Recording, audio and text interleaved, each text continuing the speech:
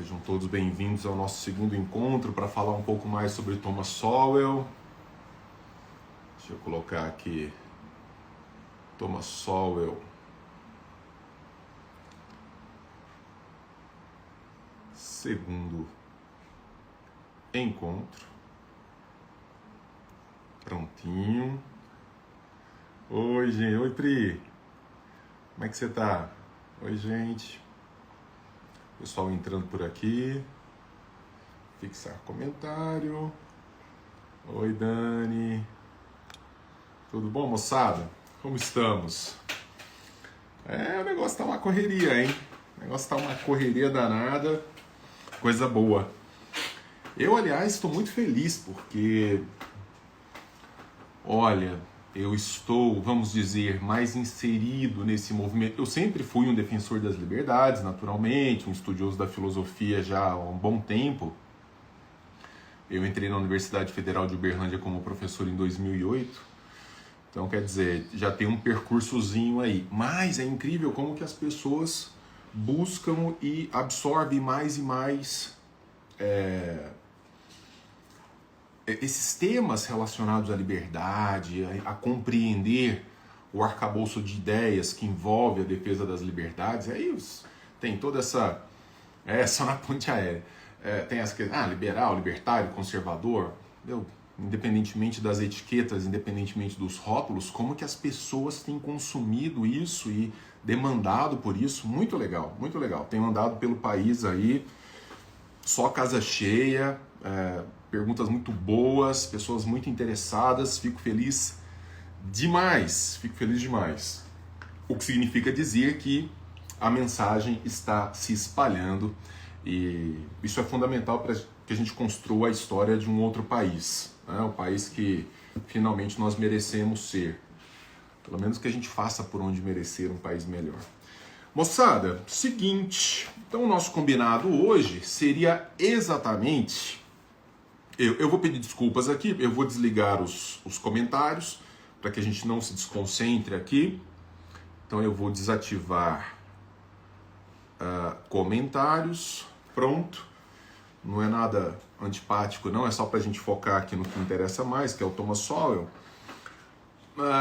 Para aprofundar um pouquinho e retomar um pouco alguns dos conceitos essenciais do autor, basicamente no nosso primeiro encontro eu falei bastante de alguns elementos da biografia dele, do modo como a vida do Thomas Sowell repercute no seu modo de pensar, na sua doutrina filosófica, no modo como ele entende economia, no modo como ele entende cultura, educação.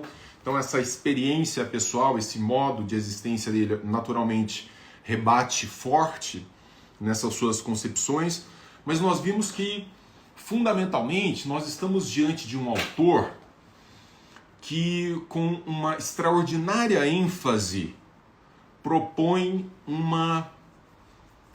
a necessidade de voltarmos os nossos olhos para evidências mais do que para ideologias. Ou seja, para que nós estejamos mais atentos aos dados da realidade e menos, tanto quanto possível, menos a uma forma descolada dessa realidade de compreendê-la ou de interpretá-la. Então ele vai dizer que a raiz de muitos dos nossos problemas reside exatamente nesse ponto, e que é tão difícil de ser combatido. É no fato de que muitas concepções intuitivas que nós trazemos, muitas vezes são elevadas a supostas evidências. E uma vez que intuições são elevadas a supostas evidências, portanto, sem que sejam evidências de fato, tudo o que resta a quem faz isso é trabalhar sempre em busca dos gravetos argumentativos que, entrecruzados, vão dar uma sustentação ideológica a certas afirmações. Então, ou seja, a realidade não interessa tanto para essa gente. A realidade não importa tanto para essa gente. O que importa, no fim das contas, é que nós tenhamos uma visão do que ele vai chamar de uma realidade opcional. Ele utiliza esse modo de descrever. Ele diz assim: essas pessoas, né, especialmente os ungidos, eles trabalham no universo de uma realidade opcional, como se tratasse disso. Então, existe uma realidade lá fora, existe uma outra realidade aqui.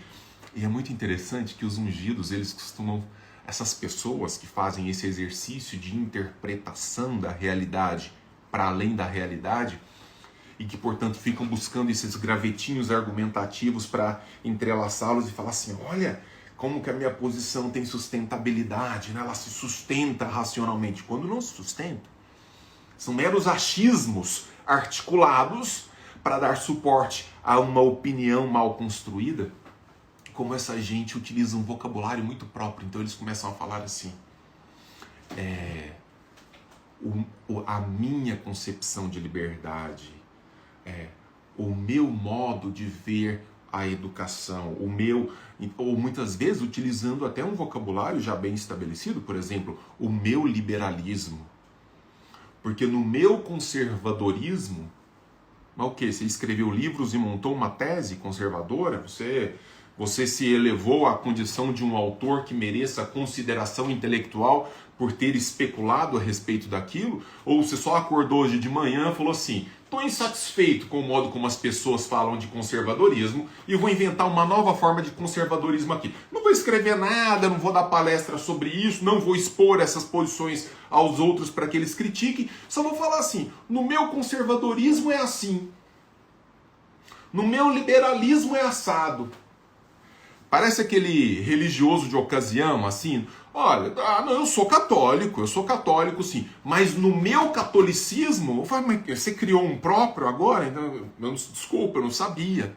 Então essas pessoas, elas começam a fazer uma espécie de Frankenstein. Não é que você não possa ter livre arbítrio para pensar o mundo, pense como quiser. O que o Thomas Sowell está dizendo é: quanto mais próximos de uma visão da realidade, de uma visão nua, crua da realidade como nós estivermos, mais próximo nós estaremos da solução dos problemas educacionais, políticos, sociais, culturais, etc, etc, do mundo em geral, mas do nosso país, da nossa nação.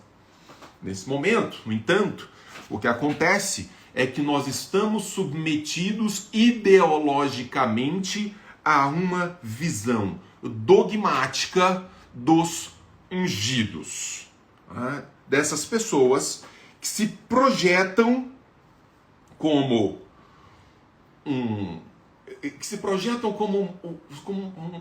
como figuras messiânicas, e a visão do ungido. E aí, obviamente, tem uma forte carga negativa esse conceito para Thomas Sowell. Na visão do ungido está sempre em jogo um binômio, uma visão polarizada de eles e nós. Eles e nós. Porque a visão do ungido, na medida em que ela está deslocada da realidade, na medida em que o ungido ele não tem compromisso com a realidade, estabelece-se aí uma espécie de separação entre causa e efeito. Eu vou escrever no quadro, que é mais para mim do que para vocês, porque eu sei que no Instagram inverte o quadro, né? Mas só para ter mais ou menos um negócio aqui assim, ó. Há uma espécie de separação entre causa e efeito. Na visão dos ungidos, você tem um efeito, por exemplo, seja lá, uma educação de má qualidade. Sei lá, uma educação de má qualidade. Para um ungido, a questão da causa é secundária. É secundária. Porque o ungido, o que ele faz? O sujeito que propõe uma visão dogmática, o que ele faz? Ele ignora as evidências Ou seja, as causas que geram esse efeito, ou seja, as causas dos problemas relativos à educação, ele ignora as causas, ele simplesmente fala assim, as causas são menos importantes. Eu estou olhando para os efeitos. E cria aqui uma espécie de visão que se torna autojustificada. Uma visão autojustificada. Por que uma visão autojustificada? Porque ela encontra a sua razão de ser nela mesma, na própria visão. Deixa eu esclarecer isso para vocês. Seria mais ou menos assim. Nós temos um problema educacional no Brasil. Nós temos vários, né? Vamos lá. Estou inventando um aqui. Inventando como se precisasse inventar. Estou recuperando um aqui. Nós temos um problema de baixa qualidade do nosso ensino médio. Aí, o que faz a casta de ungidos? Essa casta que é celebrada na mídia, que é celebrada nos jornais, que é celebrada nos congressos, que é mantida com investimentos públicos, o que faz essa casta de ungidos? Bom, eu tenho um problema, que é o problema da qualidade do ensino médio. O ensino médio brasileiro é uma merda. Se você pretende resolver o problema, você precisa encontrar as causas. Isso desde os filósofos antigos gregos, há 2.500, 2.600 anos, nós aprendemos. Tanto que os filósofos gregos faziam filosofia chamando filosofia de aitiologia, que é o estudo das causas. Aitios, em grego, aitios, em grego, aitiologia, o estudo das causas. Quer dizer, não é que a gente aprendeu isso hoje, então. Isso já está numa longa tradição, já está inscrito numa longa tradição intelectual nossa. Ok, então nós temos que buscar as causas. Puxa vida. Se eu estou tendo febre, eu olho aqui e falo assim para minha esposa, falo, Bárbara, eu acordei com febre. Aí ela fala assim, nós temos que encontrar as causas da sua febre. O que está causando a febre? E não simplesmente, eu tenho uma teoria sobre a sua febre. Eu estou achando que a sua febre acontece porque você bebe muita água. Mas como assim? Não. Eu creio que o excesso de água está te causando febre. Porque veja, ontem você bebeu muita água. Ontem você bebeu muita água e hoje você acordou com febre. Não, Bárbara, mas eu posso estar simplesmente com sede. Ontem eu estava com sede, não tem nada a ver. Não, tem sim. Tem sim, você pode ver. Existe aí claramente uma relação. Não existe evidência. Não existe evidência. Só existe achismo. Só existe uma impressão. Só existe uma coisa que surgiu ali como uma possibilidade. Mas na medida em que o ungido ele não tem compromisso com as causas, não tem compromisso com a realidade, ele estabelece essas falsas relações de causa e efeito e fala assim, então agora basta você parar de beber água. E aí você vai parar de ter febre. Para de beber água.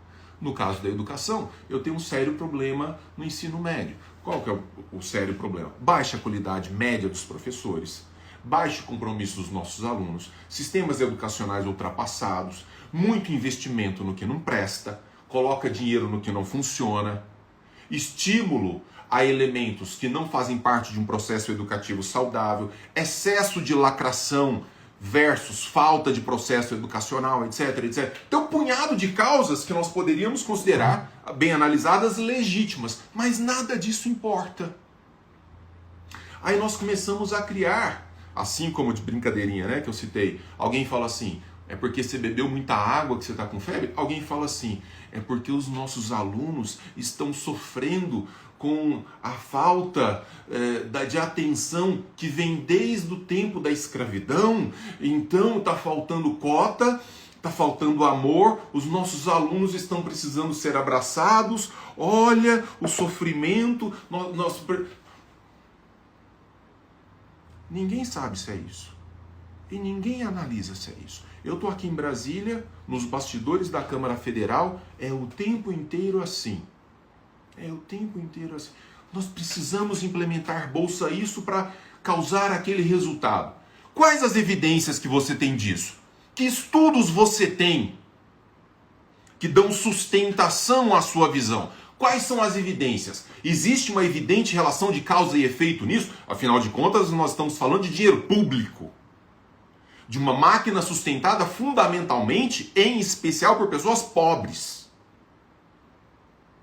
Então, cada real de dinheiro público investido em alguma coisa deveria ser algo muito bem calculado, muito bem estudado e com relações de causa e efeito muito bem estabelecidas. Que evidência você tem disso? Como você é capaz de me questionar? Você não tem coração, não? Como você é capaz de pensar assim? Não, mas isso não se trata de pensar, não. O que você está fazendo é apelar para um julgamento emotivo, emocional, sentimental. Você está tentando moralizar uma discussão que não deveria ser moralizada, mas simplesmente analisada sob critérios técnicos de evidência.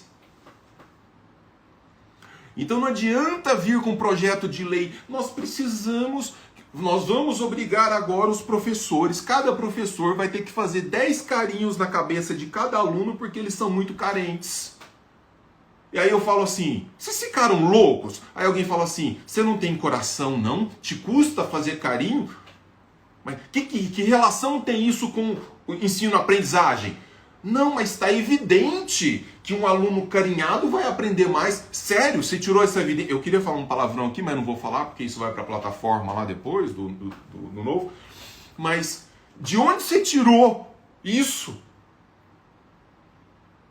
De onde você tirou essa ideia porca? Das emoções. Então é importante para um ungido moralizar o debate. Moralizar, não no sentido positivo da palavra não, mas de torná-lo uma questão moral, de torná-lo uma questão que afeta emoções, sentimentos, e não razão de ser. E não razão de ser. Então se alguém fala assim, não, o Denis tem febre porque bebe muita água, ninguém está preocupado em falar assim, mas é verdade isso? Vamos buscar as causas disso? Porque buscar as causas dá trabalho. Buscar as causas dá trabalho. E quando você está numa orgia legislativa, como a gente tem no Brasil, em geral os políticos acordam desesperados para fazer propostas legislativas para salvar o mundo, nem dá tempo. Nem dá tempo. E a baixíssima qualidade nessa preocupação de falar assim, espera aí, eu vou propor um PL aqui em Brasília porque eu tenho evidências dramáticas de que essa causa está gerando aquele efeito deletério. Eu tenho evidências dramáticas disso. Mas é interessante como que os ungidos não têm interesse em fazer isso. Porque se você tem acesso às evidências, você tem acesso à solução dos problemas. Se você tem acesso à solução dos problemas, você tira a razão de existir dos ungidos. Você tira a razão de existir dos ungidos.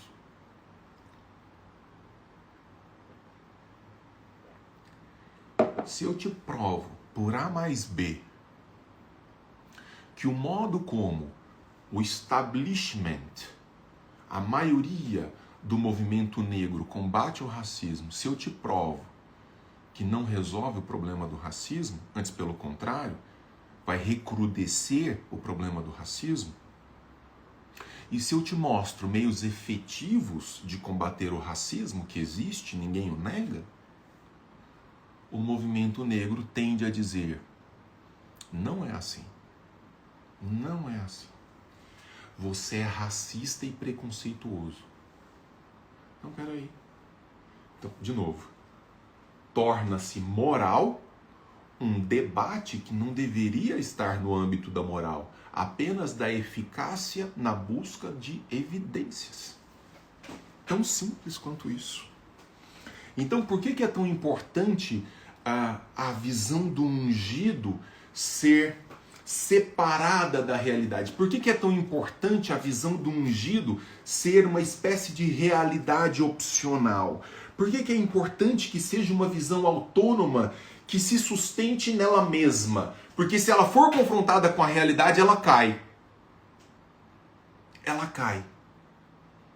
Então você faz uma afirmação descolada da realidade, ela começa a se retroalimentar, não porque ela de fato dê conta da realidade, mas porque mais e mais pessoas que se alimentam dessa visão errônea da realidade começam a legitimá-la nela mesma e no grupo. E começam a espalhar essa visão como se ela fosse uma visão razoável da realidade, quando não é, por conta de um estatuto de poder, de grupos de poder. E aí vocês podem perceber como que os ungidos, eles são treinados em tratar com desdém tudo aquilo que se opõe à visão que eles defendem. Eles não tratam a coisa no plano da evidência, porque lá eles perdem. Porque lá eles perdem. Então eles têm que apelar para emoções, sentimentos, intuições e irracionalidade. Dá um exemplo aqui. Não pedi autorização dele não, mas como é um querido amigo, eu tenho certeza que ele não vai se chatear. Eu acho que eu comentei algo parecido no nosso primeiro encontro. Num dos meus primeiros casos aqui, chegando em Brasília, os deputados foram debater a questão salarial, homens e mulheres, e eu fui o responsável técnico por uma espécie de comentário geral que nós mandamos para o deputado, e o deputado que ia posicionar o Partido Novo naquele debate sobre salários, homens e mulheres, era o Gilson Marques, deputado federal por Santa Catarina. E eu mandei para ele, falei, Gilson, olha aqui, ó, tem uns argumentos aí e tal. Gilson muito preparado, pegou, fez as anotações dele. Nós ficamos lá assistindo 200 deputados fazendo discursos coletivistas, o discurso do ungido. Porque as mulheres, porque os homens, porque os salários, tudo baseado em nada, apenas em intuições. Não tem ninguém para falar assim, ó, tem aqui números que comprovam, olha, nessa faixa de idade, nessa faixa de competência, tais e tais condições, é isso aqui que nós temos que fazer. Ninguém. É só não, nós temos, sabe, negócio. É indesculpável não fazermos isso, é um vocabulário muito próprio, é um vocabulário muito específico, né?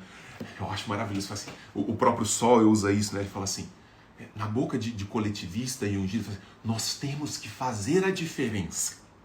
Eu adoro isso. Nós temos que fazer a diferença.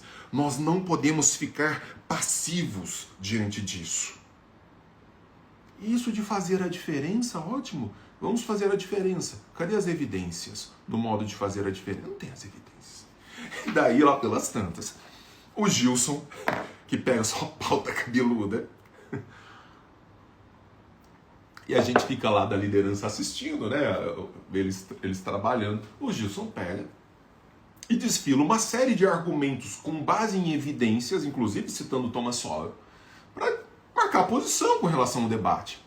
Primeira pessoa que toma a palavra, uma deputada coletivista, toma a palavra, primeira palavra assim, machista. Você entende? Então, o cara vai numa boa, sem arrogância, sem nada, como é típico dos nossos representantes aqui de boa qualidade, ali no Novo, os caras chegam assim, não, aqui ó, as evidências aqui. 1 mais 1, meu amigo, 2. Tá? Então, o que vocês estão querendo propor aí, na verdade, não está relacionado à causa do problema. Não está relacionado à causa do problema. Aí, em vez de o deputado adversário da tese falar assim, opa, não, eu tenho outros números aqui que provam o contrário. Deputado Gilson, não, pega o microfone e fala assim, machista. Aí você fala, o quê?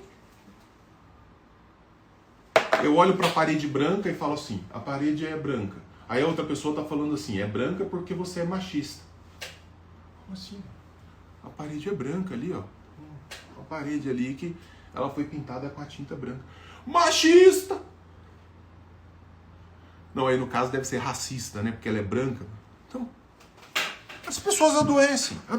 Mas qual é o grande problema? É que essa é uma visão ideológica que estabelece instância de poder.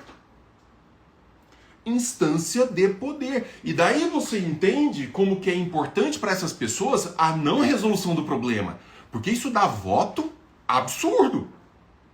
Isso dá baita voto. Então o cara que tem interesse na resolução dos problemas do racismo, ele tem que ter na cabeça dele o seguinte: eu estou trabalhando para me tornar inútil. Eu falei isso domingo passado numa convenção do partido em Campinas. Falei, político bom é político que trabalha para ser inútil. Eu falei assim, ali não precisam mais de mim. O problema foi resolvido. Mas não, especialmente uma classe política, especialmente uma classe de assim chamados intelectuais, trabalha não para resolver o problema, mas para viver, para se retroalimentar do problema. Então, cria-se um mecanismo de defesa contra a informação. É fundamental que as pessoas... E daí, cara, outro dia, eu estava conversando com um sujeito que estuda o fenômeno da fake news. Ele falou assim, Denis, é impressionante. Estatisticamente, já que nós gostamos de falar de evidência, assim, cara, quanto mais escabrosa é a notícia, quanto mais absurda e espetaculosa, quanto mais distante da realidade ela está, nós temos os números. Maior alcance ela tem e mais ela é reproduzida. Então, se você coloca lá assim, estudar 2 horas por dia tem mais efeito do que lacrar 20 horas por dia. Uma notícia. Evidência, tal, tá aqui, os cálculos estão aqui. Você joga isso num grupo de WhatsApp dos tios, aquele grupo de WhatsApp do tiozão de domingo.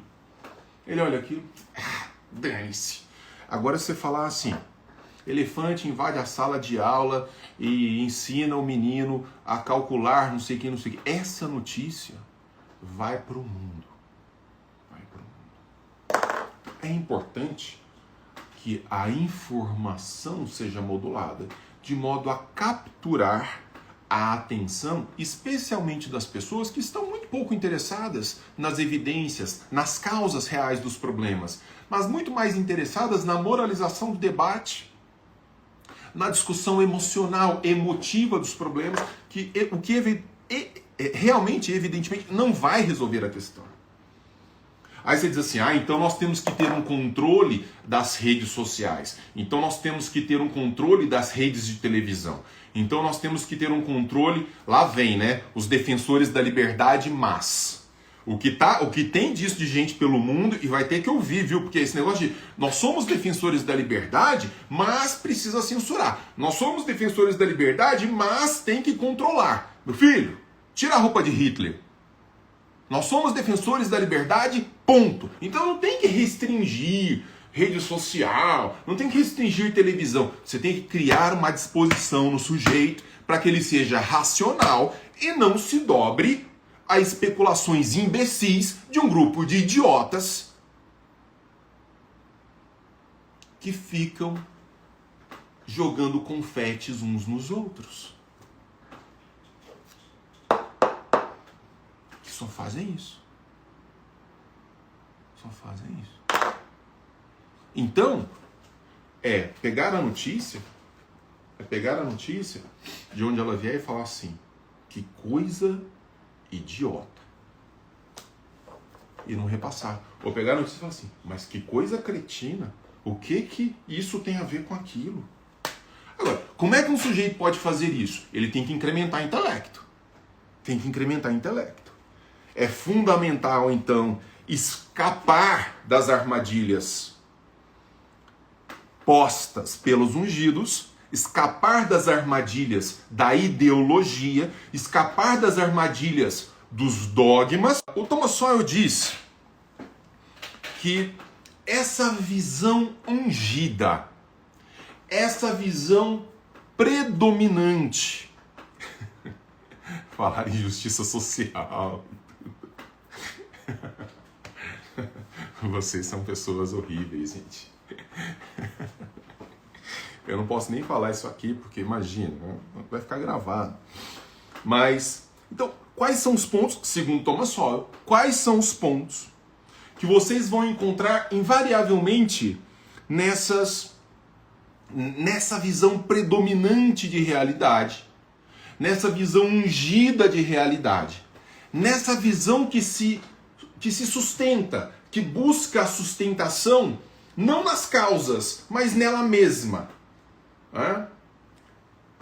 Eu adoro usar um termo que eu aprendi há muitos anos, que é uma espécie de sistema entrópico. O que é um sistema entrópico? É um sistema que encontra a sua razão de ser nele mesmo. Ele gasta energia fundamentalmente para se retroalimentar. É um sistema entrópico. Então, a visão do ungido...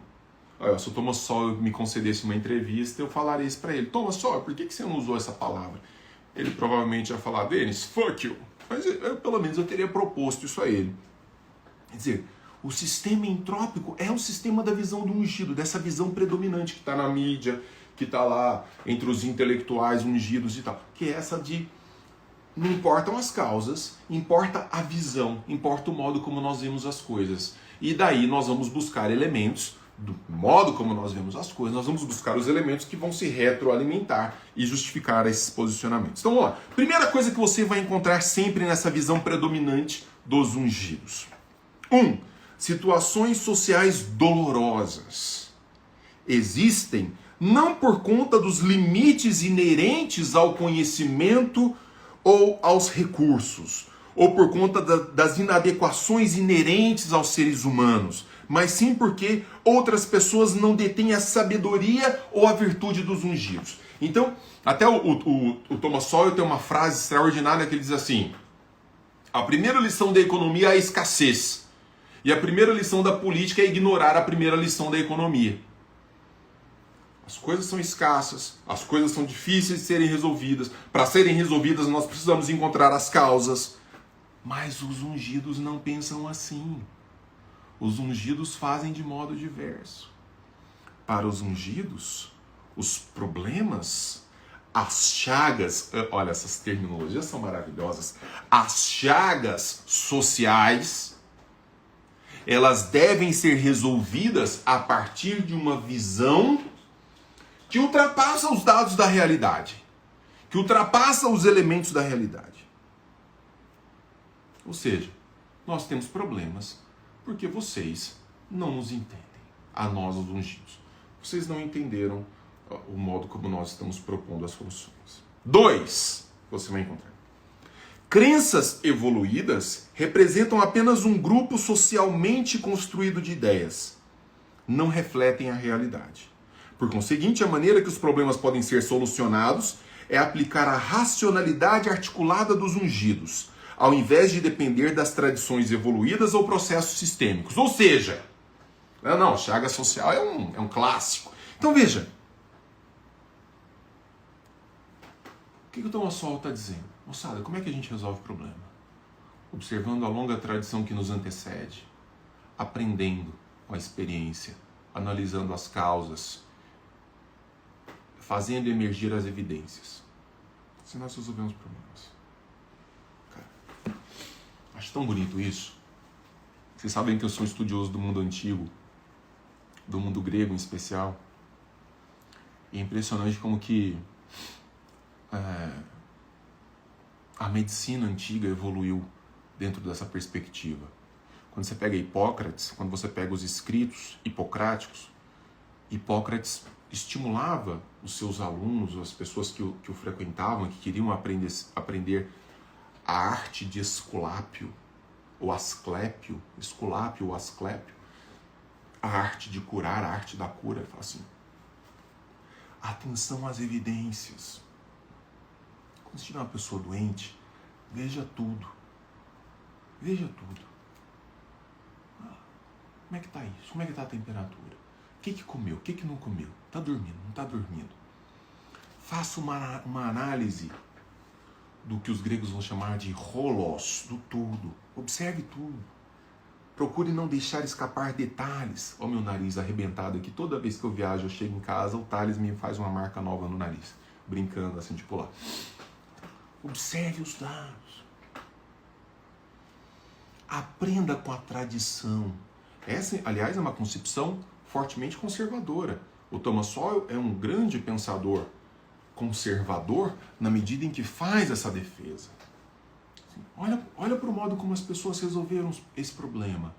Se você for observar, moçada, com 2.500 anos de razão filosófica, muitas das soluções estão dadas. Nós não temos que inventar a roda. É usar e aplicar. Usar e aplicar é ótimo.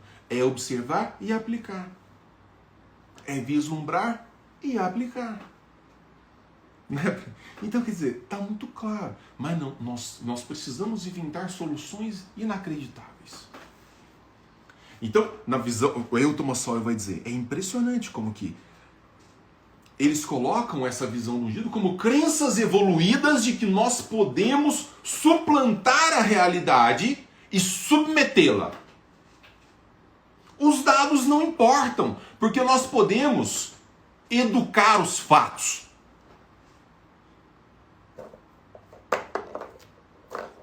Nós podemos entortar a colher com a força do nosso pensamento. Sabe isso? É surreal. Então, nós podemos olhar para a realidade e dizer assim, nós não gostamos do que vemos. E como é que nós vamos resolver isso? Porque a realidade... Mãe, te amo. Existe uma realidade lá fora e compreender essa realidade nas suas causas e existir é fundamental para ajustá-la com os aprendizados históricos, com uma visão sistêmica da realidade, com a experiência das massas. Não. Eu vou olhar para a realidade como se a realidade pudesse ser ignorada e educada, adestrada ao meu olhar de ungido. Vocês conseguem identificar isso facilmente quando vocês ligam a televisão, quando vocês veem algumas figuras políticas falarem, quando vocês conseguem. Beijo grande, Cassiano, obrigado. Vocês conseguem vislumbrar isso. Terceiro ponto. São 5. Causalidade social é intencional, não sistemática, de forma que se deve condenar várias características da experiência humana que são infelizes ou parecem ser anômalas para os ungidos. Ou seja, o que ele está querendo dizer aqui? A experiência humana deve ser ignorada se ela não me oferece a visão emocional que sustenta essa concepção do ungido. Ser ignorado. Então eu chego e falo assim para um dos nossos políticos e falo assim, olha, só existe um modo que nós conhecemos de resolver esse problema aí. Esse modo foi aplicado em tal lugar com muito sucesso, esse modo foi aplicado assim, assado, assim funciona, assim não funciona. Deixa eu dar um exemplo aqui. Eu gosto de dar exemplos porque eu acho que o exemplo, a ilustração, seria mais ou menos assim. Vamos lá, isso acontece muito. Eu, como professor universitário, eu passo por isso sempre. Os caras falam assim, então se existem soluções bastante plausíveis para o problema educacional brasileiro, por que a gente não aplica? Funciona mais ou menos. Bom, eu olho para um país que está funcionando muito bem em termos educacionais e digo assim, basta a gente colar deles. Basta colar deles. Eu olho lá, pega lá. Quem está tendo bons resultados? A Estônia. A Estônia está tendo ótimos resultados na educação. Fez reformas fantásticas, ótimos resultados. Aí o que os caras fazem? Cola, pega lá e joga aqui. Não é assim que se faz. O jegue. Eu não gosto de ficar xingando as pessoas de animais, porque geralmente os animais são muito melhores que essas pessoas. Mas tem que ser uma mula. Simplesmente. É como você entrar na academia Você nunca fez nada na vida, é um obeso mórbido, nunca fez uma caminhada no quarteirão, e aí chega e fala assim, quero ficar igual aquele cara bombado lá, o Mr. Olímpia da academia. Vou lá, eu vou levantar os pesos que ele está levantando. Você vai morrer. Você vai morrer na frustração. Faz sentido isso para você? Não, você tem que chegar nesse cara. Tá gravando, tem que tomar cuidado. Então, você tem que chegar no cara e falar assim, velho, eu acho muito massa aí o seu shape. Nossa, muito massa o seu shape. Você já foi assim igual eu, sedentário, meio arrebentado? O que você começou a fazer lá no começo? Ele pode até tirar um sarro da sua cara e falar assim, não, arrebentado como você eu nunca fui não, mas eu já fui sedentário e tal. E lá atrás que eu comecei pegando um halter assim, ó, comecei a melhorar a dietinha aqui, não sei o quê, e 20 anos depois estou eu aqui. Tem um arco de aprendizagem, tem um arco de observação da evidência e depois da aplicação dessa aprendizagem. O que faz um ungido? O que faz um ungido? Ungido é esse cara que chega na academia e fala assim, cara, eu tô pesando 230 quilos, eu curto uma lasanha, uma Coca-Cola, nem zero é, e quero ficar igual aquele bombado ali em uma semana. Aí o técnico fala assim, você ficou loucão? Ele fala assim, não me interessa, se vire. Porque dá pra fazer. Dá pra fazer? Você ficou louco? Não dá pra fazer. As coisas não são assim. As coisas não se resolvem. Você tem um arco de aprendizagem, você tem relações de causa e efeito bem estabelecidas, você pode otimizar o seu treino, você pode otimizar os processos de solução dos problemas, mas é fundamental que se faça um diagnóstico das causas.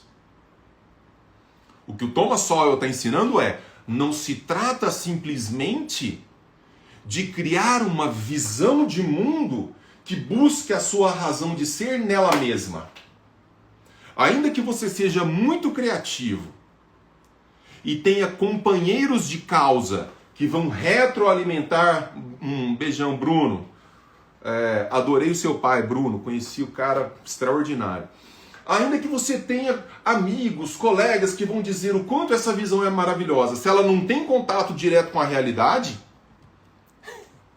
e aí, não, mas é exatamente esse o ponto, entende? E daí, se o professor chega no cara e fala assim, meu amigo, isso que você está querendo é impossível, ele vai dizer assim, é porque você é gordofóbico.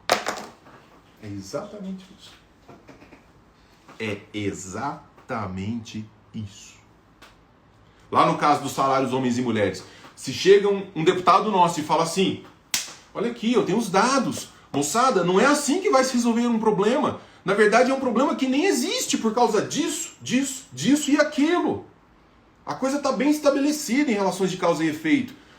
A resposta do adversário não é na apresentação dos números que mostram uma suposta evidência equivocada do adversário. A resposta é, seu machista.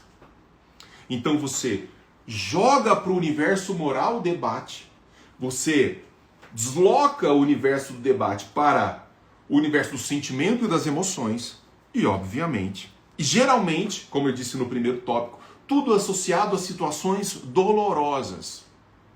Então, se eu digo, o aluno não aprende porque existe um método mal utilizado, porque a estrutura curricular é um lixo completo, não é isso.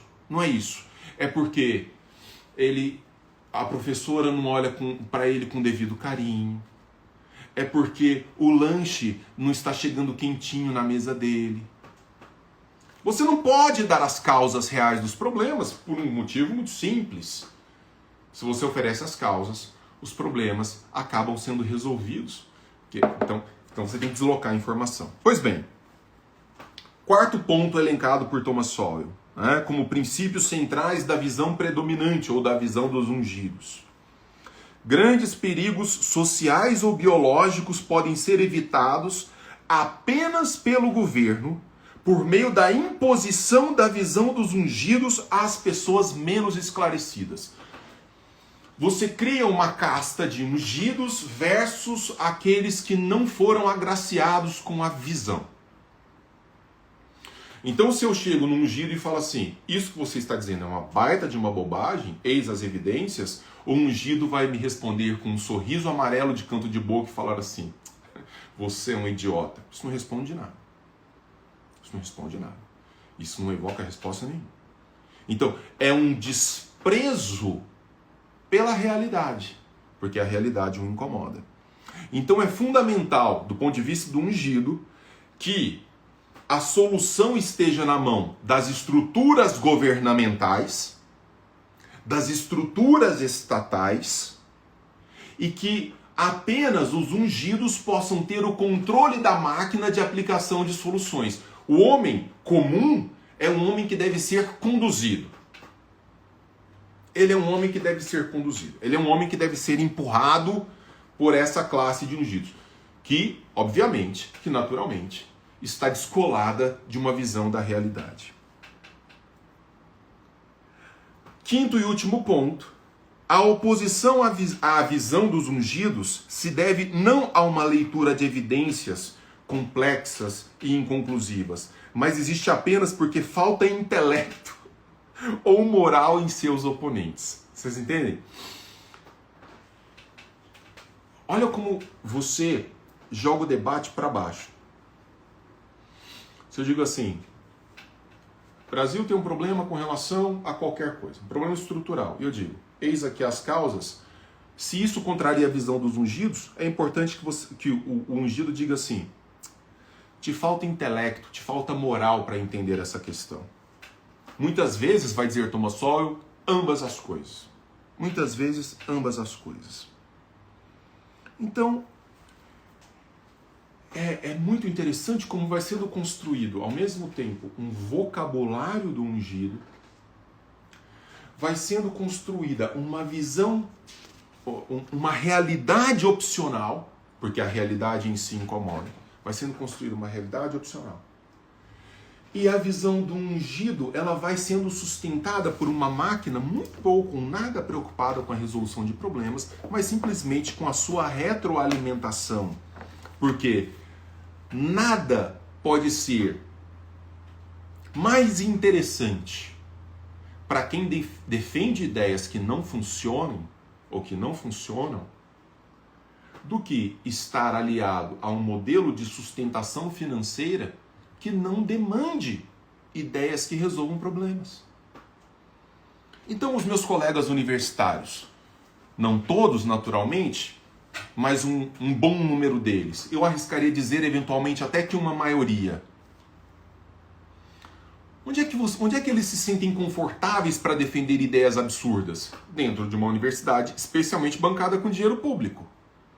Porque as ideias absurdas, como elas não têm compromisso com a realidade, tratam-se de realidades opcionais, de realidades que entram no confronto com a realidade enquanto tal, os resultados naturalmente serão péssimos, mas os salários continuarão caindo. Então é muito importante para sistemas governamentais estatais ter um alinhamento com um certo grupo de intelectuais do establishment que vão ser retroalimentados com bolsas de pesquisa, com grupos de estudo. Hein, Pri? Você sabe do que eu estou falando? A Pri está passando por exames, né, para ingressar em pós-graduação, sabe. Quem fez qualquer prova de exame de pós-graduação, vê lá, provas do Enem, provas de vestibular, ou você já tem uma certa adesão a uma visão do ungido, você nem entra. Ou simplesmente você não entra, você não é bem-vindo dentro da máquina. Então, essa casta de, aspas, intelectuais tem que ser cooptada, e os intelectuais que não se alinham, obviamente, caem no ostracismo, são postos de lado. E daí, eu já caminho para um comentário final desse encontro. Vejam como que os ungidos, eles perceberam a importância extraordinária de terem os dois pés fincados dentro das estruturas formativas. Dentro das estruturas formativas.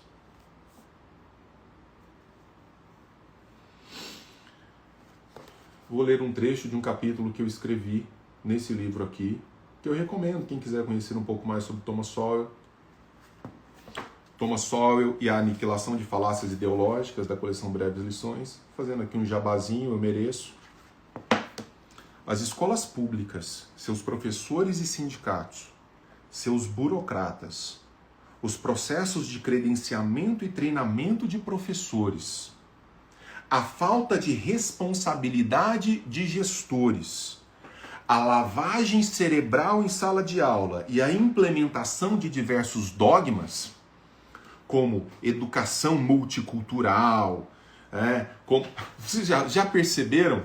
Vocês já perceberam como que todo mundo tem uma visão genial sobre alguma coisa que deve ser ensinada na escola? Todo mundo tem uma visão genial sobre isso. O cara tem que aprender afromatemática, tem que aprender a história da capoeira, tem que aprender a história dos quilombolas, tem que aprender a história do feminicídio, tem que aprender educação financeira, tem que aprender sexologia, tem que aprender não sei o quê. Todo mundo tem uma visão extraordinária. Então você burocratiza, incha o processo formativo, mas sem nenhuma base de evidência de que isso vá formar alunos melhores.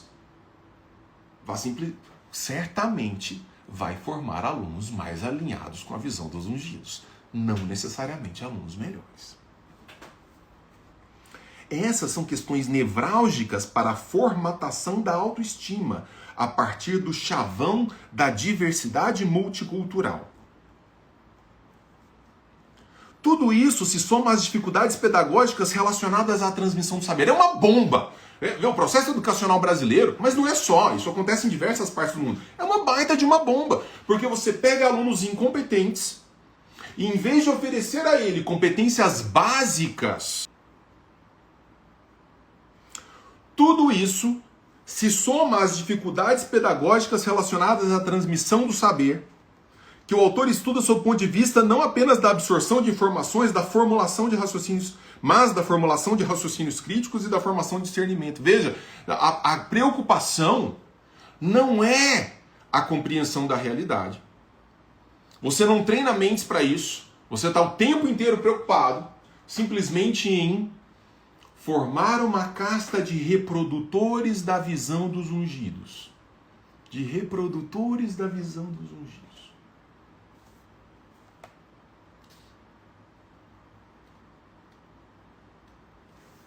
Como resposta a esse cenário, Sowell destaca uma paradoxal reação do establishment. Do establishment, especialmente do establishment, da estrutura acadêmica. Totalmente voltada à camuflagem, à negação, à transferência da culpa para outro. Os ungidos. Teve uma coisa engraçadíssima que aconteceu. Vocês não estão vendo a minha imagem? Estão vendo, né? Eu estou aqui, né? Eu estou aqui. Teve uma coisa engraçadíssima recentemente, que um célebre político brasileiro, que já foi 2 vezes... Estão derrubando a minha live! Que foi 2 vezes presidente da República, ele falou assim, nós temos que fazer uma autocrítica a partir dos outros. Ele inventou uma nova categoria de autocrítica, que é a autocrítica feita pelos outros. Então, não sei se lembram disso, de um partido aí envolvido em escândalos terríveis de corrupção. Ele falou assim, nós vamos fazer uma autocrítica, mas a partir dos outros. Assim, não é que a gente tem errado, os outros é que erraram com a gente, autocrítica. Então, você precisa de negação, né, Natinha? Então, esse é o ponto. E aí você cria modelos do tipo autonomia universitária. Ninguém se mete com a universidade. Se a população, mas isso está ficando cada vez mais comum, a população, o homem comum, começa a se perguntar, a gente coloca muito dinheiro aí, moçada, o que vocês estão fazendo com esse dinheiro dentro da universidade? A reação da universidade é de hostilidade. É dizer assim, não, você não está entendendo a importância do que nós estamos fazendo. Vocês não estão entendendo a grandeza do que nós estamos fazendo. É assim que eles respondem. A universidade em geral responde isso. Uma coisa maluca. Então você tem os que estão ligados ao ensino e aqueles que se inserem em categorias gerais da vida em sociedade. Você tem gente envolvida na escola, gente envolvida na universidade, mas daí a importância da replicação dessas categorias dentro de universos outros, dentro das mídias, dentro dos jornais, dentro dos... se nós podemos dizer que os comunistas são ungidos, mas veja, não é só uma questão dos comunistas, que obviamente são fortemente contemplados por essa visão que o Thomas Sowell tem dos ungidos, mas todos aqueles que se interessam por escamotear uma visão de realidade. E aí vocês começam a perceber.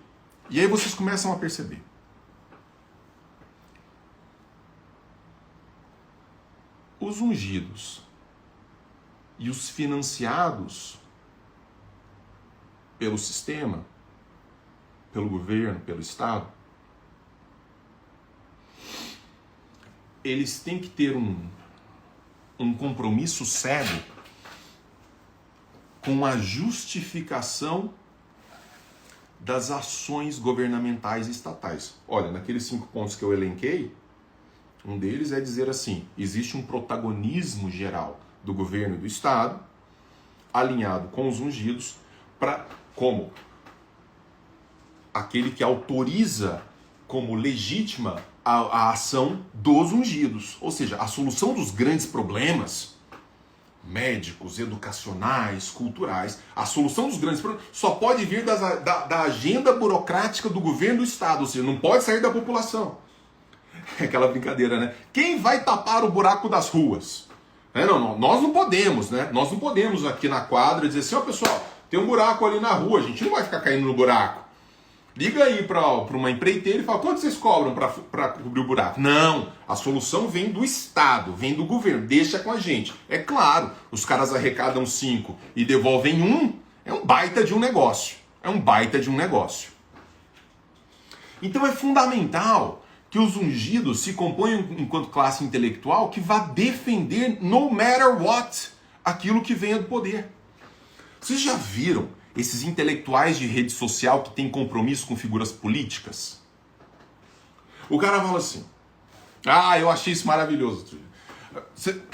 Eu não vou nem entrar no debate do mérito, mas só para exemplificar. Você fala assim, um presidente da República que um dia aparece e fala assim, nós precisamos de voto impresso para garantir a segurança das eleições. Mas nós temos algum tipo de prova, algum tipo de indício concreto de que houve problema em alguma eleição e tal? Aí o cara fala assim, tenho prova sim!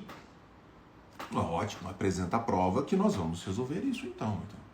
Aí, não, eu vou chamar uma live. Depois de 2 anos falando que tinha prova, eu vou chamar uma live e vou apresentar todas as provas. Aí chama uma live, a primeira frase do cara fala assim, eu não tenho prova. Mas não precisa ter prova. Está evidente que tem problema, está evidente que tem fraude. Está evidente. Aí você traz os dados técnicos e fala assim, não, mas espera aí, não tem evidência de nada. Se você tem evidência, você tem que apresentar. Não é uma questão de achismo. Eu tenho aqui análises técnicas que mostram que se você acrescentar voto impresso, vai piorar o sistema em termos de segurança. Você não concorda com isso? O que você acha não me interessa. Você tem que me trazer dados que comprovem a visão diversa. Mas não te parece óbvio?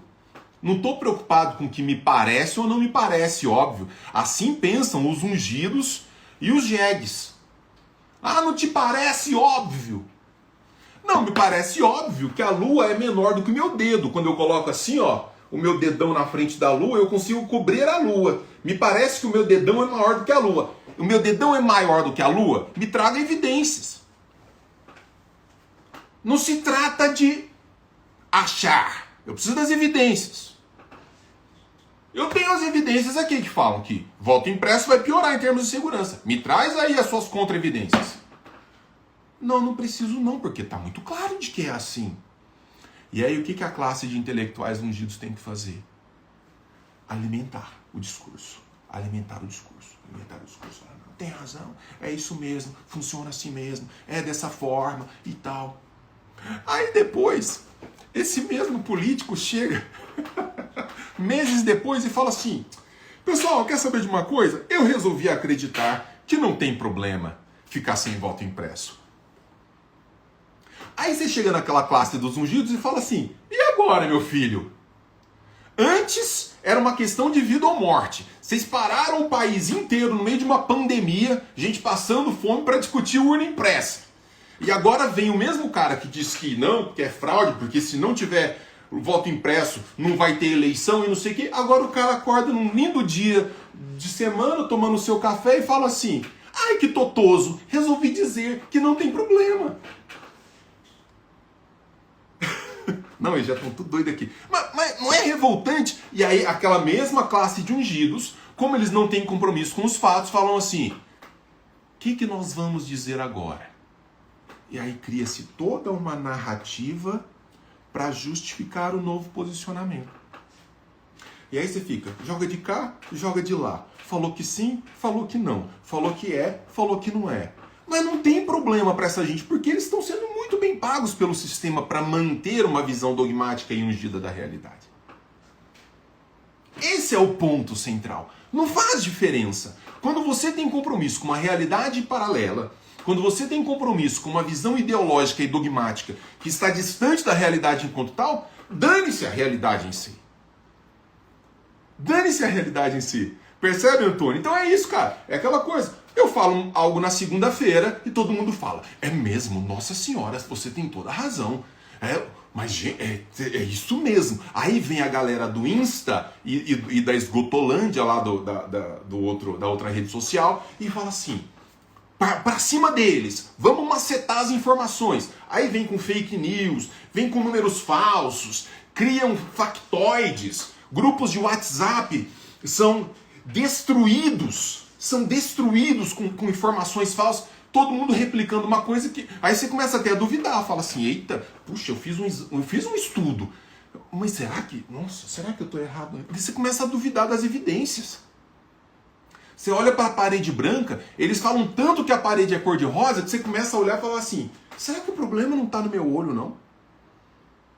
Percebe?